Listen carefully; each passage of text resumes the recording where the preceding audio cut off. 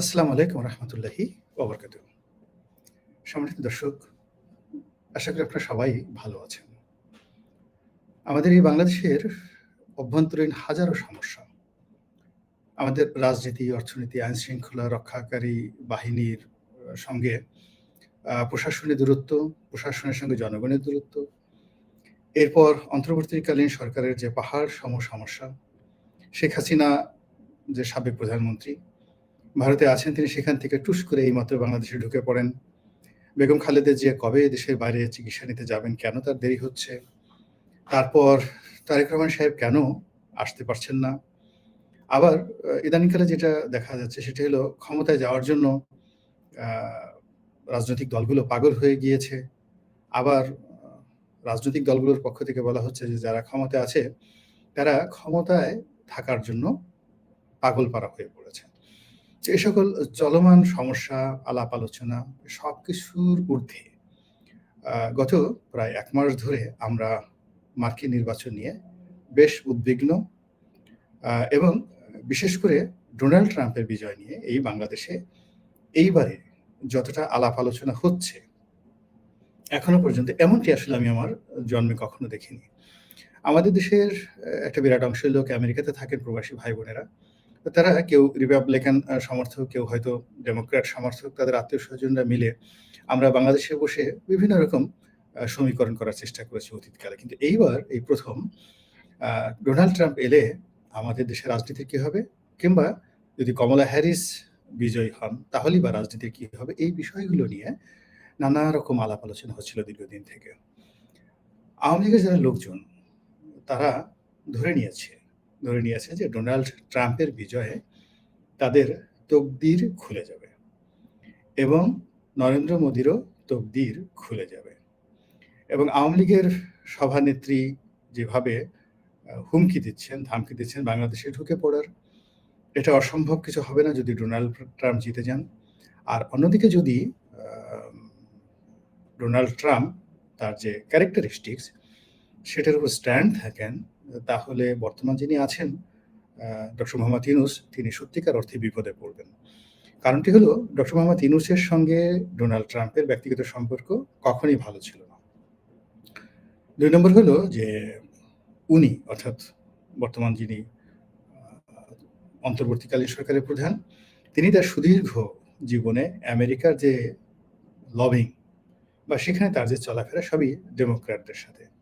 তার বন্ধু ক্লিনটন এবং হিলারি ক্লিনটন, এবং সেই হিলারি ক্লিনটনের এবং ক্লিনটনের যে ফাউন্ডেশন রয়েছে, ক্লিনটন ফাউন্ডেশন, সেখানে তিনি বিশাল একটা অ্যামাউন্ট, অকল্পনীয় বিশাল একটা অ্যামাউন্ট তিনি সেখানে দান করেছেন।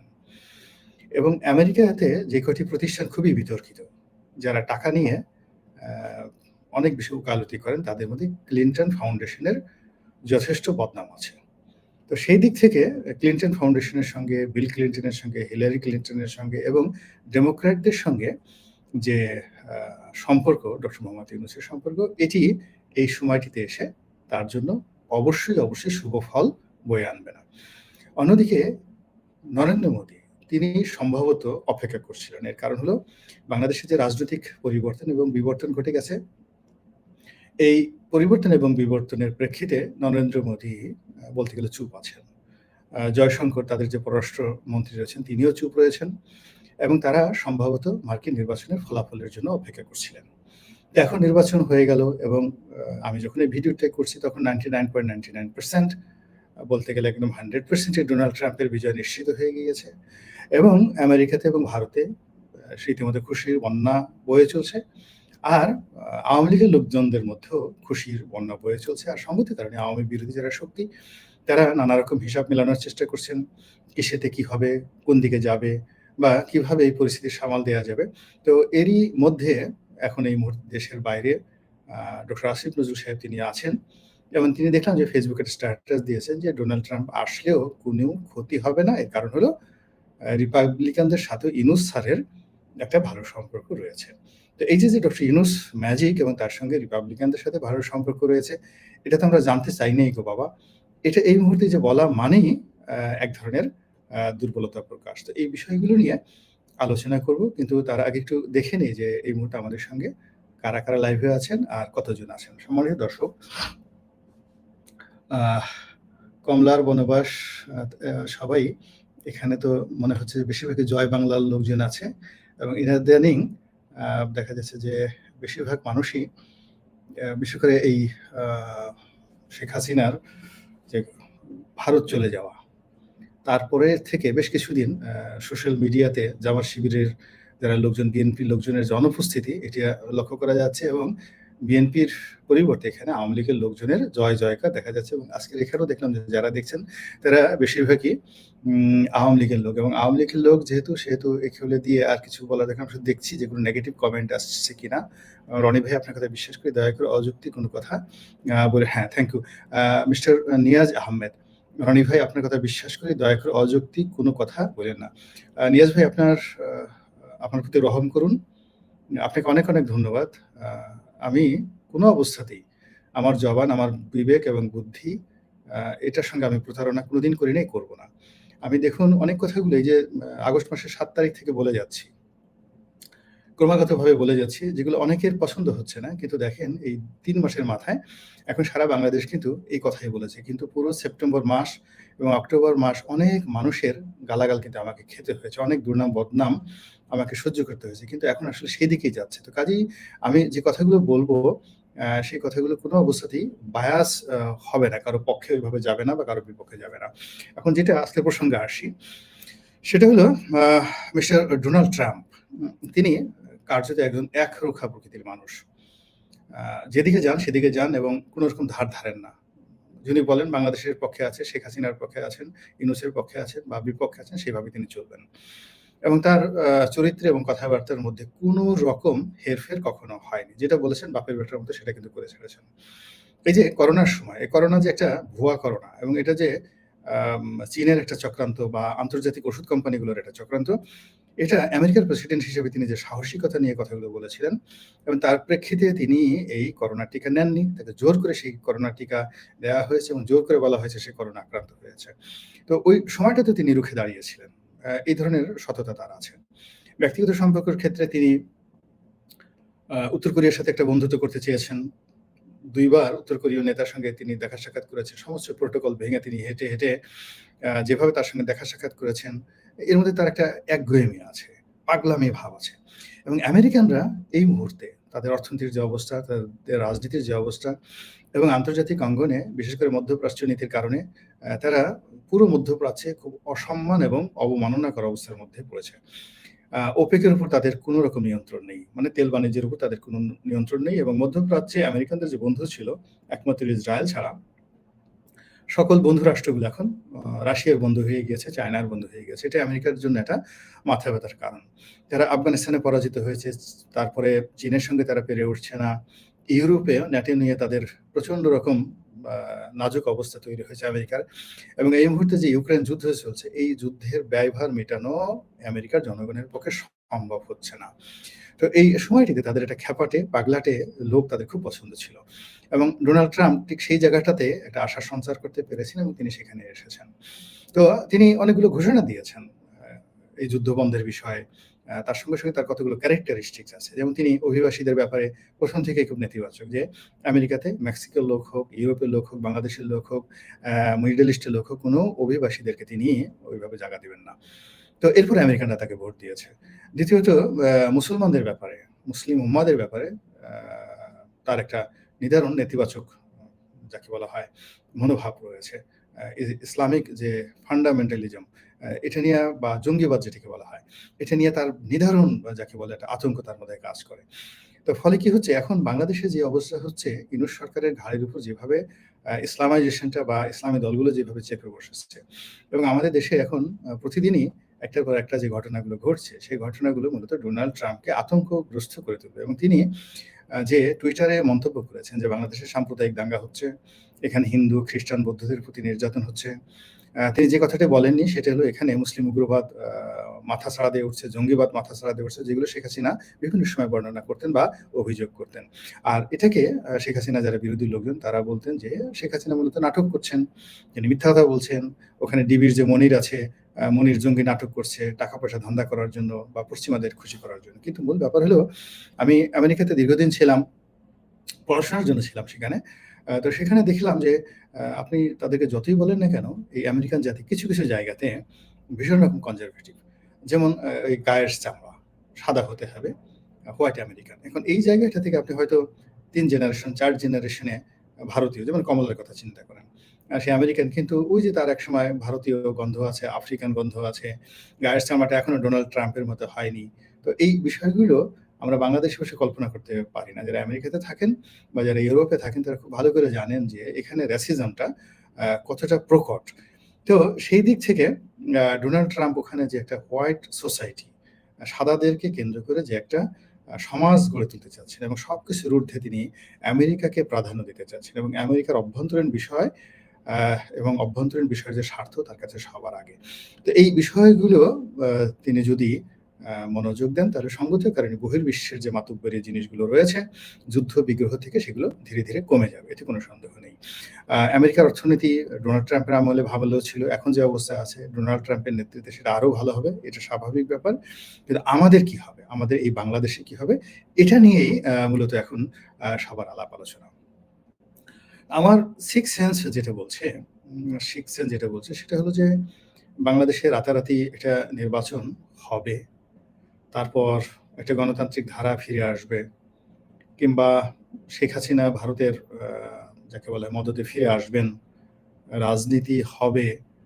এসব জিনিসগুলো সুদূর পরা হতো। এগুলোর ব্যাপারে আমার যে প্রেডিকশন 50-50 হতেও পারে, নাও হতে পারে। অসম্ভব কিছু নাই কিন্তু একেবারে হবেই এটা কিন্তু বলা যাচ্ছে না। এর কারণ হলো একটা বিষয় আছে রাজনীতিতে। আমাদের দেশে কিন্তু ১০ বছর সময়টা একটা কুফা টাইম। শাসনতন্ত্রের জন্য, তার স্বৈরতন্ত্রের জন্য একটা ১০ বছরের একটা টাইম লিমিট থাকে। আমরা যখনই কোনো একটা ভালো সময় পেয়েছি, তখন আমাদের ১০ বছর সময় আমাদের জীবনে চমৎকার একটা আম ভালো সময় কেটেছে। যেমন ধরুন ৯১ থেকে ২০০১ পর্যন্ত। It was one of the finest time in our life. আমাদের জীবনে সবচেয়ে একটা ভালো সময় গেছে। অর্থাৎ বিএনপির ১ম শাসনামল এবং আওয়ামী লীগের ১ম শাসনামল। এরপর থেকে এই যে আমরা গ্যাড়াকলে পড়ে এসেছি এবং সেখান থেকে আজকের যে গ্যাড়াকল, এই আজকের গ্যাড়াকল থেকে বের হতে আমার কাছে মনে হচ্ছে যে অন্ততপক্ষে ১০ বছর সময় লাগবে। এখন এই ১০ বছরের মধ্যে কি ঘটবে? Anything may happen. এনিথিং যেকোনো সময় যেকোনো জিনিস ঘটে যেতে পারে। তবে যেহেতু ডোনাল্ড ট্রাম্প এসছেন, আ এক্ষেত্রে ভারত বাংলাদেশে চীনকে হটিয়ে এখানে তাদের একছত্র আধিপত্য কায়েম করার জন্য একটা লাইসেন্স তারা পেয়ে যাবে পশ্চিমাদের পক্ষ থেকে। যেটি হয়তো এই ডেমোক্র্যাটদের জমানাতে যেটি আশা করা যেত না, কিন্তু এটা এখন হবে। ২ নম্বর হলো ভারত যদি শেখ হাসিনার ব্যাপারে সত্যিকার অর্থেই নাক গলাতে চায়, যেভাবে তারা অতীতে শ্রীলঙ্কাতে নাক গলিয়েছিল। শ্রীলঙ্কাতে আপনি একবার ভারতীয় সৈন্য কিন্তু পাঠানো হয়েছিল।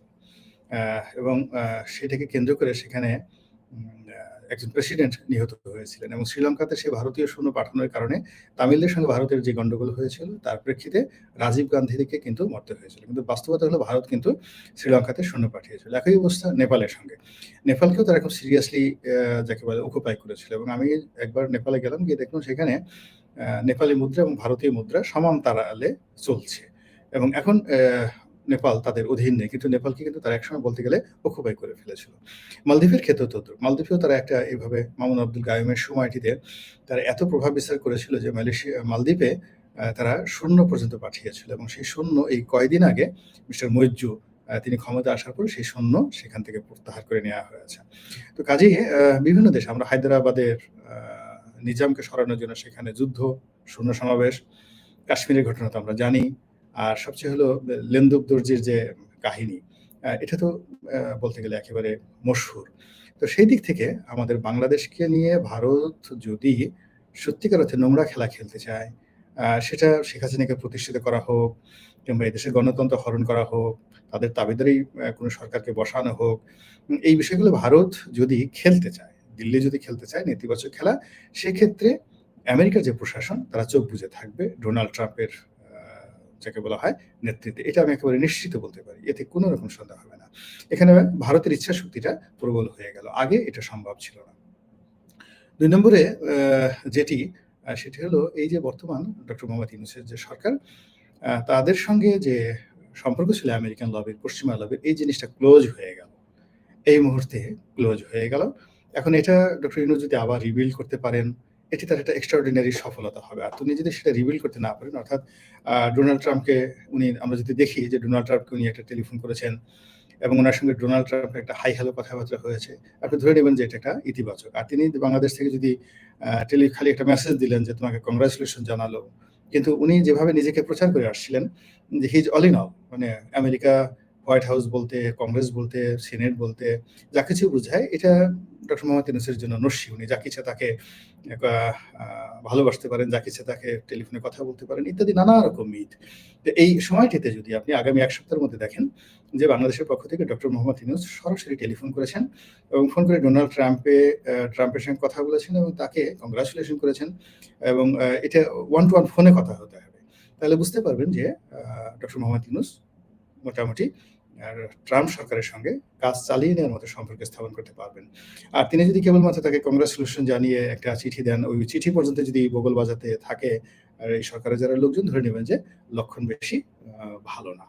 আবার অন্যদিকে যেটি হচ্ছে সেটি হলো যে এই সময়টিতে জামায়াত ইসলামী, হেফাজত, তারপর চরমোনাই, এরপর তাবলিগের যে সাদ গ্রুপ ভার্সেস জুবায়ের গ্রুপ যে জিনিসগুলো হচ্ছে, প্লাস বাংলাদেশ ইসকনের যে সমস্ত কর্মকাণ্ড চলছে বিশেষ করে চট্টগ্রামে, এই বিষয়গুলো যদি দেখেন যে আগামী ১ সপ্তাহের মধ্যে অবনতি হয়েছে অর্থাৎ যারা মানে ইসলামপন্থী দলগুলো রয়েছে তারা নিজেদের মধ্যে বিসংবাদ করছে। তারপর ইসকন থেকে শুরু করে হিন্দু ধর্মাবলম্বী যারা রয়েছে তারাও নিত্য নতুন প্ল্যান করছেন, পরিকল্পনা দিচ্ছেন এবং সরকারকে বিব্রত করছেন। আর যদি দেখেন যে আওয়ামী লীগের যারা লোকজন আছে তারা অতিমাত্রায় উৎসাহী হয়ে পড়েছেন। অর্থাৎ যেমন দেখলেন হঠাৎ করে ডক্টর হাসান মাহমুদ টেলিভিশন উদয় হয়েছেন এবং টেলিভিশন তার বক্তব্য প্রচার করছে। আমেরিকা থেকে খালিদ মহিউদ্দিন সাহেব যে বিখ্যাত সাংবাদিক এখন ঠিকানাতে আছেন, তিনি ছাত্রলীগ সভাপতির সাক্ষাৎকার নিচ্ছেন, সাদ্দামের সাক্ষাৎকার নিচ্ছেন। এই জিনিসগুলো যদি অহরহ ঘটতে থাকে তাহলে আপনি ধরে নিতে পারেন যে ডক্টর মোহাম্মদ ইউনূসের যে সরকার, এই সরকার ফাঁদের মধ্যে পড়ে গেছে এবং সেই ফাঁদ থেকে তারা কিভাবে উদ্ধার পাবে সেটা আমি বলতে পারবো না। তবে এই বিষয় নিয়ে কিছু আলোচনা করবো। তার আগে আবার একটু চোখ বুলিয়ে আসি। সম্মানিত দর্শক, আজকের এই অনুষ্ঠানটা অনেকেই অংশগ্রহণ করেছেন, ৯,৩১৯ জন। আমরা ১৯ মিনিট কথা বলেছি। এর মধ্যে ৯১৪ জন লাইক দিয়েছেন, অসংখ্য কমেন্ট। তো আমি শুধু দেখছি যে কোনো নেগেটিভ কমেন্ট আছে কিনা। যেখানে রনি ভাই আমাকে ভুল বুঝবেন না, আপনার বিশ্লেষণগুলো সুন্দর ও পরিষ্কার। আগস্ট থেকে দেখছি আপনার প্রতিটা কথাই অলৌকিকভাবে মিলে গেছে।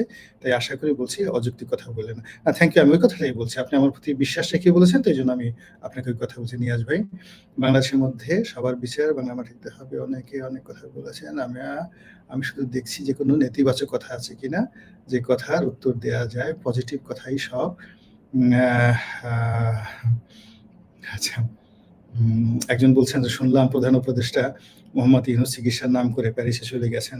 এটা আমি শুনি নাই, আপনি শুনতে পারেন, আল্লাহ ভালো জানেন।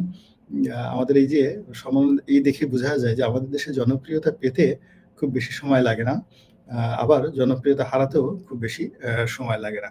তো সম্মানিত দর্শক, আমরা আর বেশিক্ষণ কথা বলবো না, অনেকক্ষণ হয়ে গেছে, প্রায় ২০ মিনিট কথা বলেছি। যেটা শেষ করতে চাই সেটি হলো যে ডোনাল্ড ট্রাম্প ক্ষমতায় এসেছেন। সত্যিকার অর্থে এটি বাংলাদেশের জন্য পজিটিভ হবে যদি আমরা নিজের পায়ে নিজেরা দাঁড়ানোর চেষ্টা করি। এ কারণে আসলে সত্যিকার অর্থে তিনি বাংলাদেশকে নিয়ে এত চিন্তা ভাবনা করবেন না। তার সেন্ট মার্টিনে নিয়ে কোনো ইন্টারেস্ট থাকবে না। বাংলাদেশের কাছে বোয়িং বিক্রি করার জন্য ডেমোক্র্যাটদের মতো তিনি অত সময় বিনিয়োগ করবেন না। তবে হ্যাঁ, যেটি আওয়ামী লীগের জন্য পজিটিভ হতে পারে বা হবে, যেহেতু তিনি ব্যক্তিগত সম্পর্কটা খুব মেইনটেইন করেন। যেমন ধরুন পুতিনের সাথে তার বন্ধুত্ব, সৌদি আরবের বাদশাহ মোহাম্মদ বিন সালমানের সাথে তার বৈঠক, তার বন্ধুত্ব, খুবই বন্ধুত্ব। এবং শেখ হাসিনার সাথেও তার একটা ব্যক্তিগত বন্ধুত্ব রয়েছে, এটা আমরা সবাই জানি। এবং অবাক করার ব্যাপার হলো যে শেখ হাসিনার ঠিক শেষ জামানাতে এবার যখন নির্বাচিত হলেন, তখন নজিরবিহীনভাবে সৌদি যুবরাজ বাংলাদেশে আসার জন্য কিন্তু ঘোষণা দিয়েছিলেন। দেওয়ার যে গভর্নমেন্ট প্ল্যান, যেটি এখন আমরা শুনতে পাচ্ছি না। তো এই জায়গাগুলোতে ব্যক্তিগত সম্পর্কে কিন্তু পৃথিবীতে অনেক কিছু হয়। তো সেই সম্পর্কটা যদি আওয়ামী লীগ হোল্ড করতে পারে, আর সেই সম্পর্কটা যদি ডোনাল্ড ট্রাম্প স্মরণ করেন এবং সেই সম্পর্কটার উপর ভিত্তি করে যদি কোনো কিছু আ তিনি পরিকল্পনা করেন তার চরিত্রের বাইরে গিয়ে, আমেরিকা ফার্স্ট এই নিয়মের বাইরে গিয়ে, আমেরিকা বৃহৎ রাষ্ট্র অনেক কিছুই তো এখানে হতে পারে। কিন্তু আমরা যারা সাধারণ জনগণ আমরা সব আশঙ্কাকে বাদ দিয়ে আমরা আশাবাদী হতে চাই এবং আল্লাহর কাছে প্রার্থনা করতে চাই আল্লাহ যেন আমাদের এই দেশটিকে আরো সুন্দরভাবে পরিচালনা করার সুযোগ দেন এবং আমাদের যারা রাষ্ট্র ক্ষমতায় আসবে তারা যেন সত্যিকার অর্থে ভালো মানুষ হন, শিক্ষিত, সজ্জন, যোগ্য, দেশপ্রেমিক এবং যাদের সত্যিকার অর্থে রাজনীতি করার যোগ্যতা আছে। কোনো ফানুস, বেলুন বা কোনো ভুয়া যাদের সত্যিকার অর্থে কোনো যোগ্যতা নেই কিন্তু সবসময় শো করেন যে আমাদের অনেক যোগ্যতা আছে। কিন্তু দেখা গেল নাউন, প্রোনাউন, অ্যাডজেক্টিভ জানেন না, গ্রামার জানেন না কিন্তু ইংরেজিতে চিঠি লেখা শুরু করে দিয়েছেন। তো এরকম লোক যখন রাষ্ট্র ক্ষমতায় আসে তখন রাষ্ট্র ক্ষমতাটা মারাত্মক বিপর্যয় তৈরি হয়ে যায়। তো আমরা চাই যে এ রাষ্ট্র যোগ্যতম রাজনৈতিক ব্যক্তিত্ব দ্বারা পরিচালিত হোক। আ আবার আমাদের মিলিটারি যাদের সত্যিকার মিলিটারি জিনিয়াস আছে তারা পরিচালনা করুক। অর্থাৎ যে যেখানে যোগ্যতম ব্যক্তি সেখানে যেন তিনি নিয়োগ লাভ করতে পারেন। এইরকম একটা অলৌকিক পরিবেশ সৃষ্টি করার জন্য মহান আল্লাহ রাব্বুল আলামিনের কাছে নিবেদন পেশ করছি। আপনারা সবাই আমার জন্য দোয়া করবেন। আসসালামু আলাইকুম ওয়া রাহমাতুল্লাহি ওয়া বারাকাতুহু।